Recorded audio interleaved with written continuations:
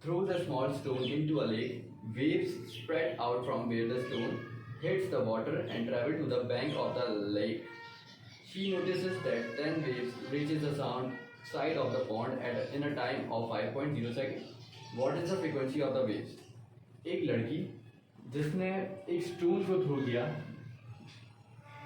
Lake के अंदर, means दरिया में, ये दरिया के अंदर उसने जब थ्रो किया तो उसने दरिया के किनारे पर खड़े होकर फील किया कि 10 वेव्स, जब यहाँ पर ऑब्वियसली अगर दरिया में वो फेंकेगी स्टोन को तो यहाँ पर वेव्स प्रोड्यूस होना शुरू होगी। जब वो वेव्स प्रोड्यूस होना शुरू हुई इस तरह से उसने ये नोटिस किया कि 5 सेकंड्स के अंदर ये कॉर्नर है अगर दरिया का, तो इस किनारे पर आकर 5 सेकंड में 10 वेव्स ने आकर हिट किया। ये बैंक से मुराद है ये दरिया का जो किनारा है, दरिया के किनारे पर आकर या लेक के किनारे पर आकर इसने हिट किया 10 वेव्स ने 5 सेकंड में।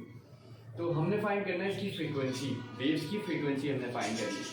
तो फ्रीक्वेंसी का फॉर्मूला जैसे कि हमें पता है, इसको यहाँ पर डाटा बना लेते मैंने। वेव्स कितनी थी 10 वेव्स, और सेकंड हमें टाइम दिया हुआ है, वेव्स दी हुई है और टाइम दिया हुआ है। टाइम कितना दिया हुआ है 5.0 सेकंड हमें टाइम दिया हुआ है। तो सिंपली हमें पता है फॉर्मूला क्या होता है, पीछे हमने फॉर्मूला पढ़ा, फॉर्मूला होता है number of waves divide by time. तो नंबर ऑफ वेव्स हमारे पास 10 है, फ्रीक्वेंसी फाइंड करें, फ्रीक्वेंसी का फॉर्मूला होता है number of waves divide by time.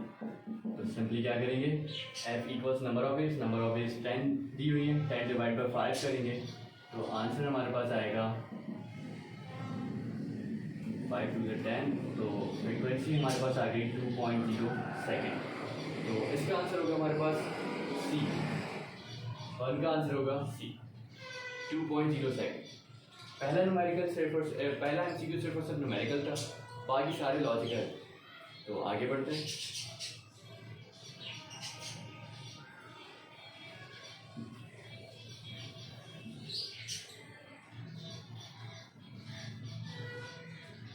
Second है हमारे पास water waves can be used to show reflection, refractions and diffraction for each of these which row shows whether और not the speed of the water waves changes.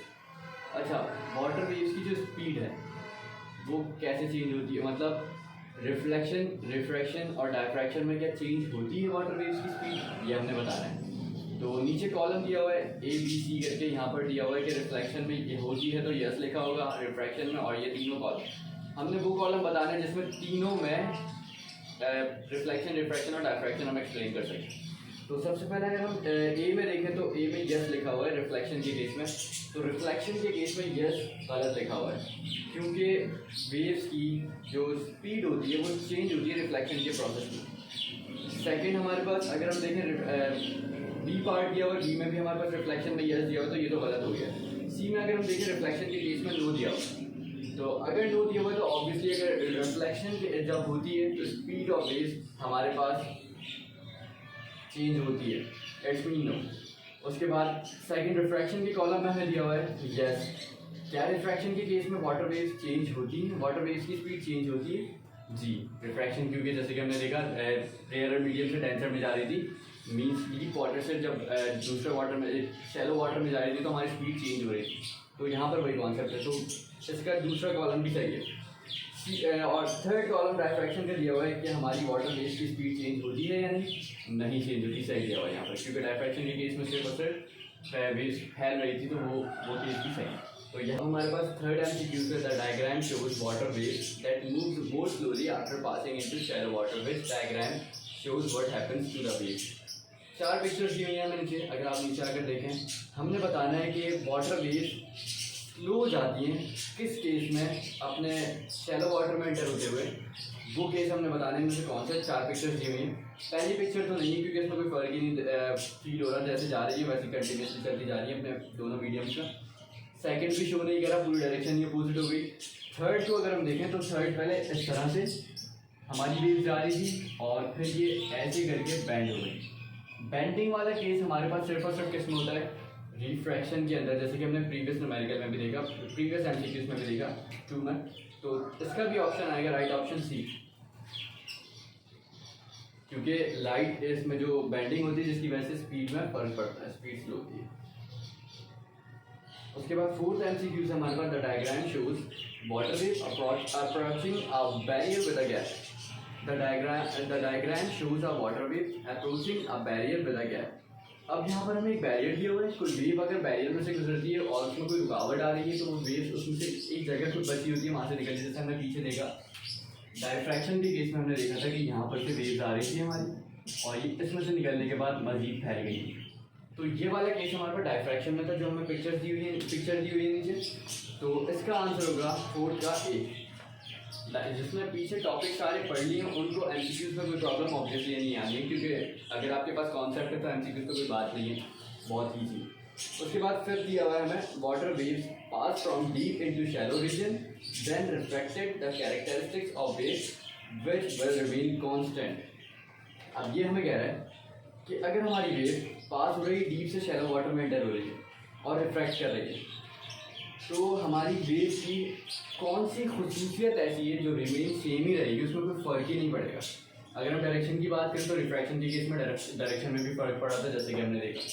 Second अगर हम बात करें speed की तो स्पीड में भी फ़र्क पड़ रहा था, पीछे हमने अभी देखा.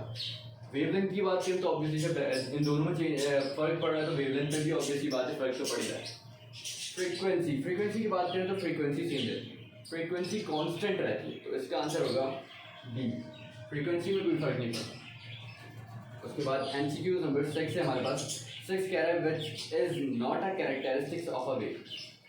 इनमें से कौन सी, हमें 4 ऑप्शन दिए हुए हैं ए बी सी डी, कौन सी ऐसी चीज़ है जो हमारी वेव की खास खुसूसियत नहीं बता रही. हमें दिया हुआ है फर्स्ट दिया हुआ है एम्पलीट्यूड. एम्पलीट्यूड तो ऑब्वियसली खुसूसियत बताता है हमारी वेव की. उसके बाद सेकेंड हमें दिया हुआ है period, mass and velocity. Period भी ऑब्वियसली हमारी टाइम पीरियड की बात करें, टाइम पीरियड भी हमारी खुसूसियत बताता है वेव की. उसके बाद अगर हम मास देखें तो मास का कॉन्सेप्ट अभी तक हमने देखा ही नहीं पीछे, क्योंकि मास का कोई डिस्कस करते ही नहीं हम वेव्स के केस में. तो इसका राइट ऑप्शन होगा. वेलोसिटी भी ऑब्वियसली चेंज होती है तो ये कैरेक्टरिस्टिक तो बता रही है. तो मास हमारे पास होगा, इसका राइट ऑप्शन सी. 6 का होगा सी. नंबर 7 है हमारे पास. When an oscillating object is in simple harmonic motion its maximum speed occur when the object is at its. For example एक सिंपल पेंडुलम जो ऑसिलेट कर रहा है तो इसमें जो मैक्सिमम स्पीड होगी वो किस पॉइंट पे होगी. अगर ये ऑसिलेट कर रहा है तो ऑब्वियसली यहाँ भी होगा, यहाँ भी होगा, ऑसिलेट कर रहा है तो उसकी मैक्सिमम जो स्पीड होगी वो किस पॉइंट पे होगी ये हमने बताना है इसमें. तो वो हमारी जो मैक्सिमम स्पीड होगी इसकी वो अपने इक्विलिब्रियम पोजीशन में होगी. इक्विलिब्रियम, तो इसका आंसर होगा सी. इक्विलिब्रियम पॉइंट पे होगी. ऐसा पॉइंट जहाँ पर ये रुका हो, मीन पोजीशन की बात कर रहा है. उसके बाद 8 एमसीक्यू नंबर 8 है हमारे पास. In an oscillating pendulum the bob accelerates from its mean to extreme position due to its. अच्छा, अब इसमें बात करें सिंपल पेंडुलम की एग्जांपल लिए. एक बॉब जो कि मैंने यहाँ से मूव किया. अब हम बात करें सर गुड, हम बात कर रहे हैं अब कि अगर हमारे पास ऑसिलेटिंग पेंडुलम जो कि बॉब है उसका एक्सेलरेट कर रहा है, ऑब्वियसली एक्सेलरेट कर रहा है ऊपर से नीचे. उसके पीछे रीज़न क्या है हमने बताया. जैसे कि हमें पता है कि सिंपल बॉब हमारे पास यहाँ पर मौजूद है तो इस पर एक ही फोर्स है जो कि ग्रेविटेशनल फोर्स है, सही. और अगर मैं उस तरफ ले जाकर छोड़ रहा हूँ तो ये इस तरह से ऑसिलेट करना क्यों स्टार्ट कर रहा है, इसके पीछे कौन सी फोर्स है जिसको मजबूर कर रही है ऑसिलेट करने में. फॉर एग्जाम्पल अगर मैं स्पेस में होता, मैं इस बॉब को यहाँ पर ले जाता तो ये बॉब हिलता ही नहीं, क्योंकि हमारे यहाँ पर हमारी जो अर्थ है, अर्थ पे ग्रेविटेशनल फोर्स मौजूद है. तो ग्रेविटेशनल फोर्स की वजह से इसमें एक ऑसिलेट या फिर रिस्टोरिंग फोर्स आ रही है जिस वजह से ये ऑसिलेट कर रहा है. तो इसका आंसर होगा ग्रेविटेशनल फोर्स. ऑप्शन होगा हमारे पास डी. डी के बाद और उसके बाद एमसीक्यू नंबर 9. अगर मेरे पास एक बॉल है, बॉल एंड बाउल सिस्टम की बात कर रहे हैं. ये बाउल है हमारे पास, ये ए पॉइंट का हमने कंसिडर किया था, ये बी जिसने प्रीवियस वीडियो देखी उसको तो कोई प्रॉब्लम होने गई होगी. और ये हमारे पास बॉल एंड बाउल सिस्टम है, सही. हमने ये बताना है कौन से पॉइंट पे हमारी ये जो बॉल है इस बाउल के अंदर मीन पोजीशन पर मौजूद है. मीन्स अगर हम इस बाउल के अंदर बाउल लेकर एक बॉल रख के देखिएगा कि कहाँ पर जाकर हमारी बॉल रुक रही है, तो वो अपने सेंटर पॉइंट पे जाके रुक रही होगी. ये इसका सेंटर पॉइंट है.